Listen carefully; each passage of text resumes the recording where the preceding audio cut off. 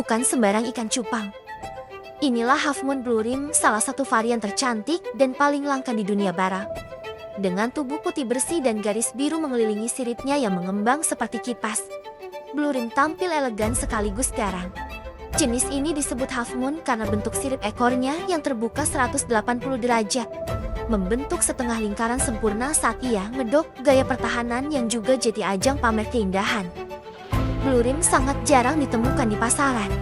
Ia hasil dari seleksi genetik yang presisi, dan hanya sedikit breeder yang berhasil menjaga warnanya tetap bersih dan tajam.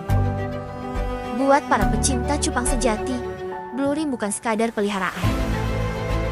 Ia adalah simbol keindahan dan keunikan yang sulit ditandingi. Follow untuk lebih banyak pesona si Pangeran Biru dari Bandung.